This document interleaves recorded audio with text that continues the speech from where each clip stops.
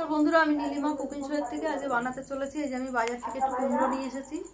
এই কুমড়োটাকে আমি ইলিশ মাছের তেল কানকুটাকে দিয়ে আমি ভাজবো। কি করে ভাজছি সাথে থেকে আপনারা দেখতে থাকুন। এবার এটাকে ছাড়িয়ে নিচ্ছে, ছাড়িয়ে আমি কুচিয়ে নেব, কুচিয়ে কাটবো।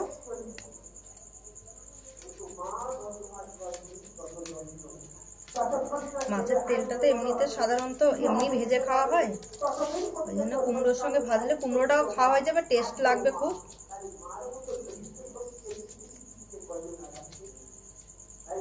এইভাবে আমি সব কুমড়োটা কেটে নেব।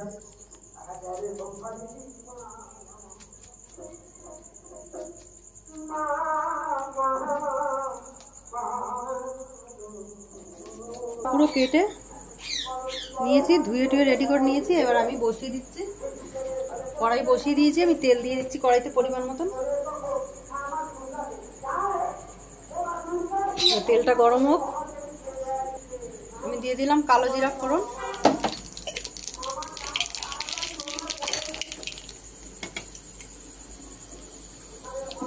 কালো জিরা হয়ে যাবে, আমি কাঁচা লঙ্কাটা ঢেলে দিয়ে মাছের তেলটা দিয়ে দেবো। মাছের তেলটা ভাজা হয়ে যাবে, কুমড়োটা ওই সঙ্গে ঢেলে দেবো।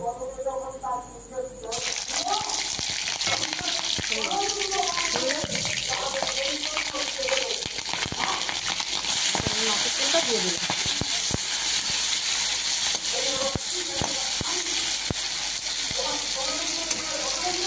হয়ে যাবে, আমি এর মধ্যেই কুমড়োটা ঢেলে দেবো। হয়ে এসছে ভাজা, এবার আমি দিয়ে দেবো কুমড়োটা। কারণ কুমড়োটা বাচ্চারা এমনি খেতে চায় না, একটু মাছের তেল দিয়ে করলে খুব সুন্দর খেয়ে নেয়। আর ইলিশ মাছের তেল এটা গন্ধতে এমনি বাচ্চারা খেয়ে নেবে, ওই জন্য এইভাবে ভাজা। যে কোনো বাচ্চারা এইভাবে ভেজে দিলে খুশি হয়ে খেয়ে নেবে। দিয়ে দেবো পরিমাণ মতন একটু নুন, কাঁচা লঙ্কা তো দিয়ে দিয়েছি, দিয়ে দেবো একটু হলুদ গুঁড়ো। আর কিচ্ছু দেবো না, এইভাবে ভাজা হবে। কারণ কুমড়োটা কালার দেখে মনে হচ্ছে মিষ্টি হবে, কাজে আর মিষ্টি দেবো না, মিষ্টি দিলে অতিরিক্ত মিষ্টি হয়ে যাবে।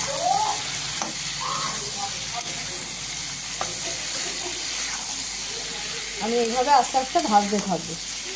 এখন বন্ধুরা আধা আধা ভাজা হয়েছে, এখনো আরও অর্ধেক ভাজা বাকি। একদম সুন্দর ভাজা হবে, তবে টেস্টটা আসবে ভালো। বন্ধুরা আমার হয়ে গেছে, একটু ঘেটা ঘেটা করে লাল লাল করে ভাজলাম। কেন? তাহলে ভেতরে নুন মিষ্টি সব ঢুকে গেছে, সুন্দর টেস্ট হয়। আর যদি এটা জল জল গোটা গোটা থাকে, ভেতরে কাঁচা ভাব থাকে, তখন এই টেস্টটা আসে না। যার জন্য আমি এরকম করেই ভাজি। আপনাদের ভালো লাগলে আপনারা এরকম ভেজে খেতে পারেন। বন্ধুরা আপনাদের ভালো লাগলে আপনারা এরকম বাড়িতে বানিয়ে খেয়ে ট্রাই করে দেখতে পারেন। নীলিমা কুকিং শোটিকে ইউটিউবে আপনারা সাবস্ক্রাইব, লাইক, কমেন্ট, শেয়ার করে দেবেন। আর ফেসবুকের বন্ধুরা আপনারাও লাইক, কমেন্ট, শেয়ার করে দেবেন। আর নীলিমা কুকিং শো বলে পেজ খোলা আছে, সেখানে ফলো করে লাইক, কমেন্ট, শেয়ার করে দেবেন।